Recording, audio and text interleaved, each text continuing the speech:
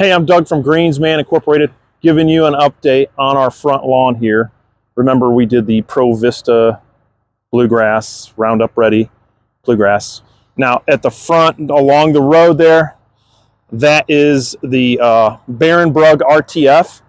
I felt that if I put the bluegrass here and by the road, because we get traffic there, it would take forever to heal. So that's why I went with the turf type tall fescue, the RTF in the front, just where the ditch was. And this, again, it was seeded on July 31st, and we are October 10th, and it's doing quite well. I'm actually quite impressed with it as far as germination and growing, and we mowed it our first time. I want to let you know that. It's our first time we've mowed it. Again, seeded it July 31st. We just mowed it for our first time. We've fertilized it 3 times. I think tomorrow we're going to fertilize it again. Basic fertilizer, maybe 50% slow release. This part of Ohio, we're in and out of a drought. Like right now, it's been dry for 6-7 days. And then we had a lot of rain before that. And then we were like dry for 14 days. So it's kind of weird. But I'm going to have you zoom in on some areas right here. If you want to look right here, I did a no-no. That's close enough.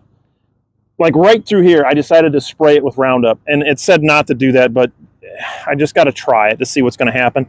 And you can see it's somewhat stressed. And yeah, shouldn't have done that. So no, I'm not going to do that again. Because if you look right here, if you want to pan down here, some of the bluegrass right through here, it's just showing some signs of stress sporadically. So yes, you got to wait a year.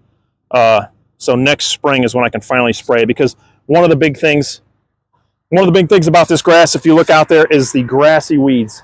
They're driving me nuts. I'd love to take care of these. Or I would hope that the grass was thick enough that things like barnyard grass and that weird one, bearded sprangle top that came in with the straw. Just frequent mowing kills that. But I've only mowed it once. So this is something to consider, that you need those basic things. Kind of a lot, an update here. I've had a chance to take a look at the lawn. Now, on the other side, which I'm going to show you, on the far side and the other side of our sign, I used Triad weed control, and I sprayed it at a light rate. I was a little concerned. You can see some of the cupping and curling of some of the weeds there.